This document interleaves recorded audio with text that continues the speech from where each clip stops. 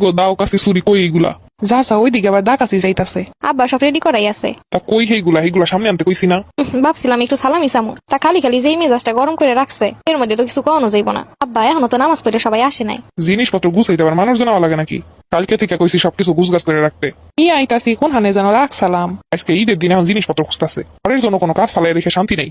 আব্বা তুই এখনো দাঁড়াই আছো কেন? তোরে না কইলাম জিনিসপত্রগুলো নিয়ে আইতে, কি কথা কানে চাইতাছে না? দেখ প্রতি বছরই কুরবানি ঈদের সময় খালি খালি এরম করে, কোনো কারণ ছাড়া রাগারাগি করতেছে। ভালোই লাগে না, কুরবানি ঈদে একটু সালামিও পাই না। এই চাইনিজ কুড়ালটা খুঁজে পাইতাছি না কোন হানে যে রাখছি।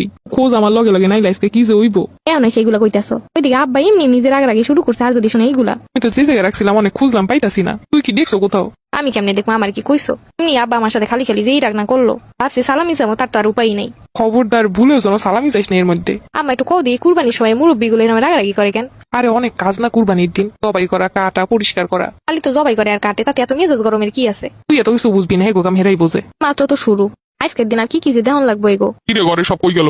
কি কইতেছি কেউ শুনতাছে না? গামলা বালতি এগুলো কোন জায়গায়? এগুলো যে কাউকে দিয়ে দিয়ে পাঠানো লাগে, এগুলো কি কইয়ে দেওয়া লাগবো প্রতি বছর? হাই হাই ওইদিকে বালতি গামলা লাগবো কিছুই তো মনে নাই। দূরও তো তোর আব্বার কাছে ব্যাগ বালতি নিয়ে যা, একটা গামলাও নিয়ে যা। কোনো মা আমি আর আব্বার কাছে যাইতে পারবো না আজকা। এই যেই পরিমাণ মেজাজ গরম দেয় আমি তার সামনেই যাবো না। গামলার বালতি নিয়ে গেলে আমার মাথার উপরে মারবো। তাড়াতাড়ি নিয়ে যা, নাইলে যে কি করবো অনে। দেখ ভালোই লাগে না।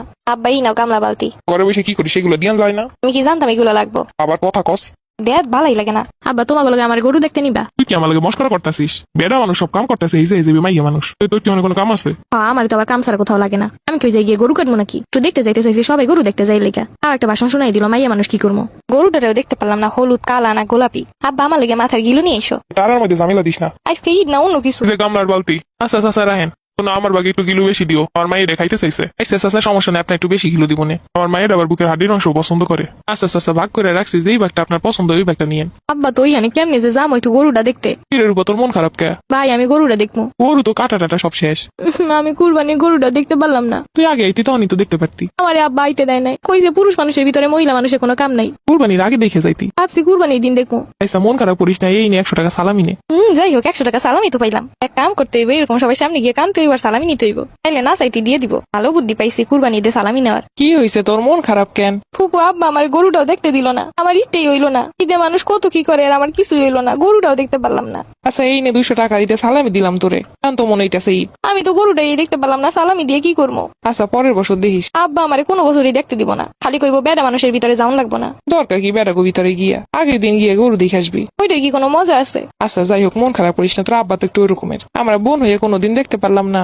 আমাকে ছোটবেলা থেকে তোর আব্বা কইছে বেড়া মানুষের ভিতরে যাওয়ান যাইব না। তোমাকে লাগে এমন করছে? আরে তোর আব্বা আকাল সকাল এরকমের। দেখ ভালোই লাগে না। শোন মন খারাপ করিস না, চালের রুটি বানাইছে, ওইদিকে আবার মাংস নিয়ে আইতেছে, সুন্দর করে রান্না করে দিতেছে, ওইগুলো বসে বসে খা। আর তোর পছন্দের কলিজ আর ঘিলু বোনা করে দি মনে। আব্বারে কইছিলাম ঘিলু আর কলিজের কথা, কয় কামের ভিতরে ঝামেলা দিস না। এবার মনে হয় কপালে ঘিলুও জুটবো না। আরে না, তোর কথা শুনে তোর আব্বা দিয়ে গেছে সেইগুলা। হ্যাঁ কি কইলা ফুপি? আব্বা আমার কথা মতো নিয়ে আইছে। আরে তোর আব্বা কি তোর কোনো কথা ফালায় নাকি? এখন তো কামের ভিতরে একটু মাথাটা গরম আছে। তাহলে দ্রুত যা আমার লাগে সুন্দর করে বুনে করে রান্না করো।